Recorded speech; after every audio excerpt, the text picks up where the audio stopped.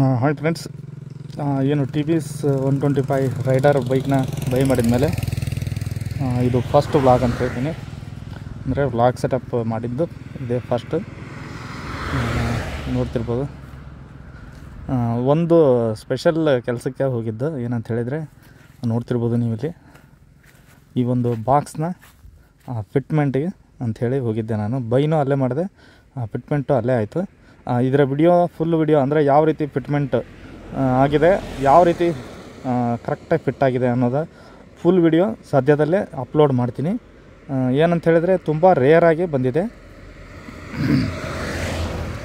ಈ ಒಂದು ವಿಡಿಯೋ ಅಂತ ಹೇಳ್ತೀನಿ. ಏನಂತ ಹೇಳಿದ್ರೆ ಹಿಂದಿಯಲ್ಲೂ ನೋಡಿದ್ದೇನೆ ನಾನು, ಬಂದಿಲ್ಲ.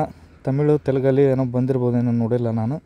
ಕನ್ನಡದಲ್ಲಂಕರು ಇಲ್ಲ ಅಂತ ಅನ್ಕೋತೀನಿ. ಯಾಕಂದರೆ ತುಂಬ ಸರ್ಚ್ ಮಾಡಿದ್ದೀನಿ ನಾನು ಯಾವ ರೀತಿ ಇದನ್ನು ಫಿಟ್ ಮಾಡೋದು ಅಂಥೇಳಿ.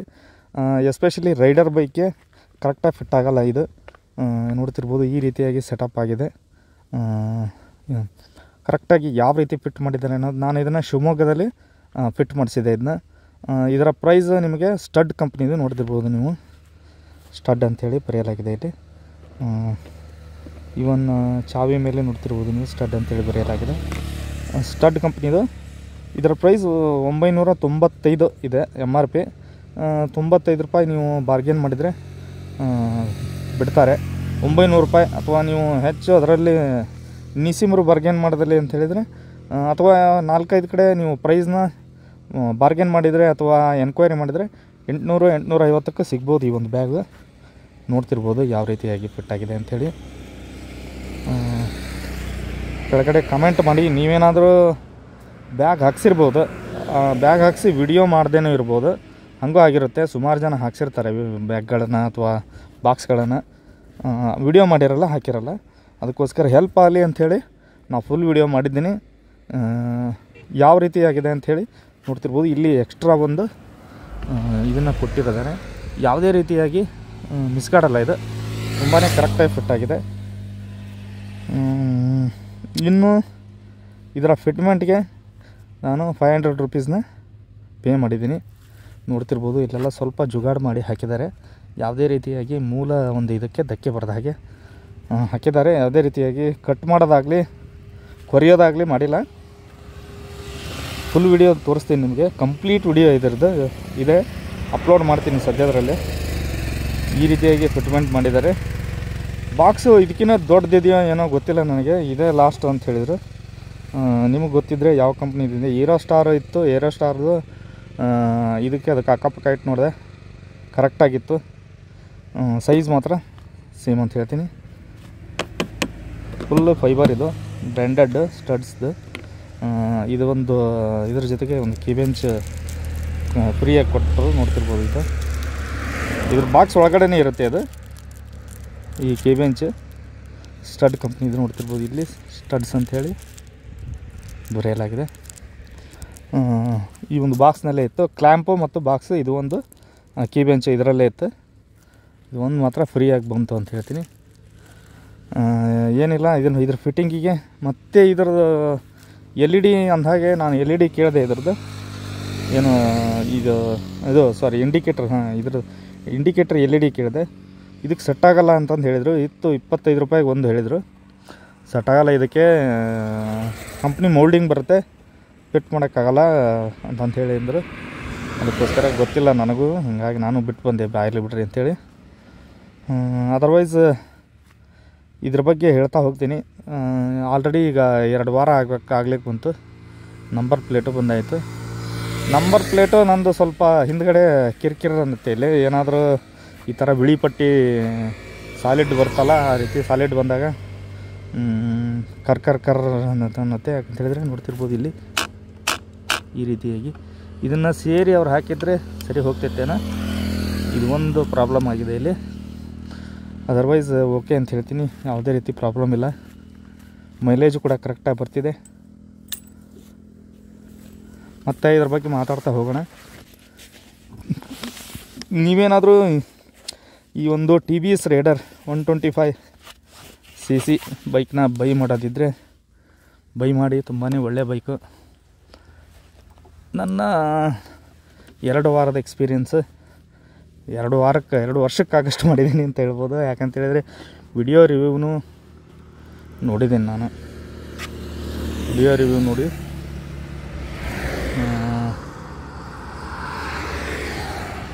ಒಂದು ಎಕ್ಸ್ಪೀರಿಯೆನ್ಸ್ ಮಾಡಿ ಹೇಳ್ತಿದ್ದೀನಿ. ಬನ್ನಿ, ಹೋಗ್ತಾ ಈ ಒಂದು ಬೈಕ್ನ ಬಗ್ಗೆ ತಿಳಿಸ್ಕೊಡ್ತೀನಿ ನಿಮಗೆ. ಆಲ್ರೆಡಿ ನನ್ನ ಬೈಕ್ 608 ಕಿಲೋಮೀಟ್ರ್ ಓಡಿದೆ, ನೋಡ್ತಿರ್ಬೋದು ಇಲ್ಲಿ. 608 ಓಡಿದೆ. ಇಂಜಿನ್ ರಿಫೈಂಡ್ ಮಾತ್ರ ಹಾಗೆ ಇದೆ, ಸೌಂಡ್ ಮಾತ್ರ.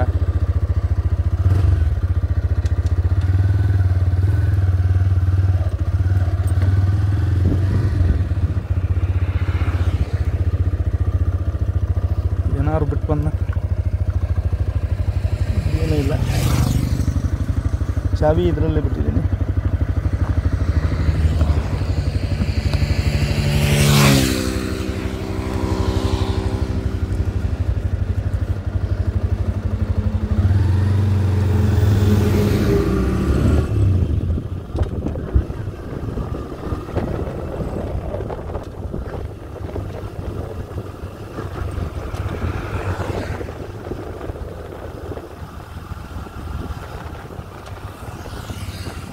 ಗಾಡಿ ಮಾತ್ರ ತುಂಬ ಸೂಪರ್ ಆಗಿದೆ. ಗೇರ್ ಆಗಲಿ, ಕ್ಲಚ್ ಮೂಮೆಂಟ್ ಆಗಲಿ, ಎಲ್ಲವೂ ತುಂಬ ಸೂಪರ್ ಆಗಿದೆ. ಏನು ಕಂಪ್ಲೇಂಟ್ ಇಲ್ಲ ನನ್ನ ಕೇಳಿದರೆ. ತುಂಬಾ ಒಳ್ಳೆಯ ಗಾಡಿ. 125 cc ಈ ಒಂದು ಪ್ರೈಸ್ ರೇಂಜ್ಗೆ ನಿಮಗೆ SP 125 ಬರುತ್ತೆ. ಹಾಗೆಯೇ ಯಮಹಾ V3 ಬರುತ್ತೆ. ಅವೆರಡು ಬೇಡ ಅಂತೀನಿ. ಯಾಕಂತ ಹೇಳಿದರೆ SP 125 ನಿಮಗೆ ಲೆಗ್ ಗಾರ್ಡ್ ಆಗಲಿ ಅಥವಾ ಫುಟ್ ರೆಸ್ಟ್ ಅಂತಾರಲ್ಲ, ಅವೆಲ್ಲವೂ ಕೂಡ ಅಲ್ಯೂಮಿನಿಯಂ ಬರಲ್ಲ, ಓಲ್ಡ್ ಟೈಪ್ ಬರ್ತವೆ.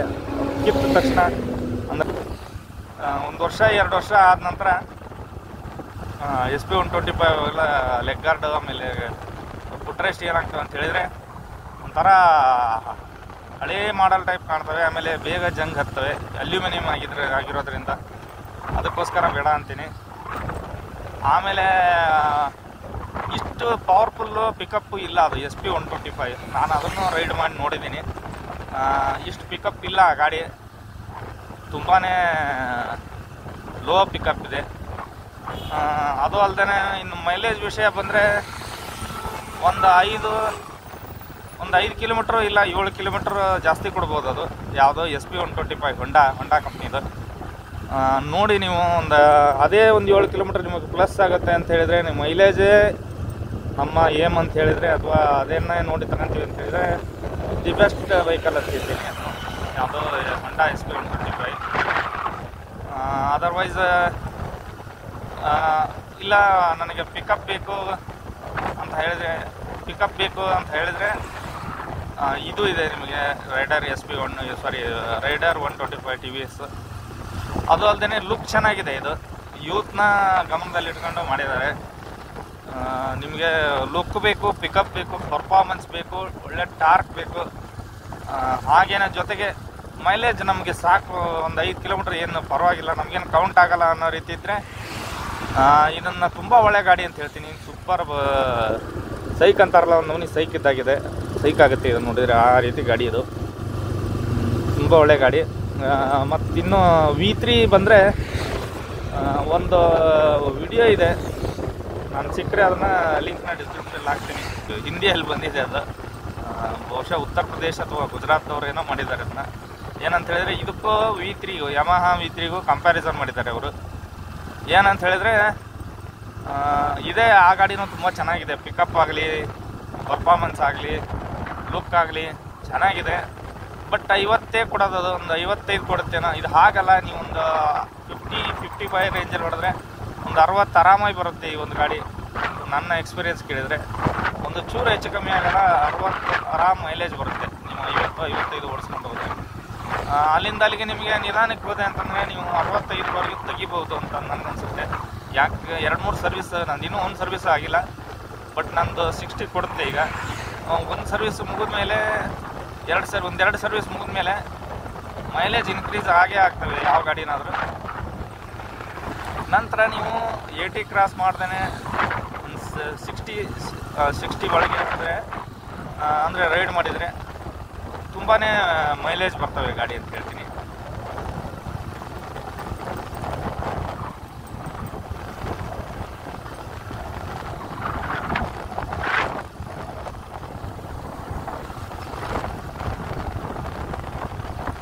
ಅದಕ್ಕೋಸ್ಕರ ಅವರು ಆ ಒಂದು ವಿಡಿಯೋದಲ್ಲಿ ನಿಮಗೆ ಅದನ್ನೇ ಹೇಳಿದ್ದಾರೆ.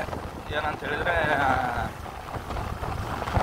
ಅವನು ಫೈನಲ್ ಕನ್ಕ್ಲೂಷನ್ ಏನು ಅಂತಾನೆ ಅಂತ ಹೇಳಿದರೆ, ಚೆನ್ನಾಗಿದೆ ಇದು ಗಾಡಿನೂ, ಆದರೆ ಲುಕ್ ಮಾತ್ರ ಅಷ್ಟಕ್ಕಷ್ಟೇ ಇದೆ ಅಂತ ಹೇಳ್ತಾರೆ ಅವರು ಕೂಡ. ಆಮೇಲೆ ಪಾರ್ಟ್ಸ್ ಸಿಗಲ್ಲ ಅವು.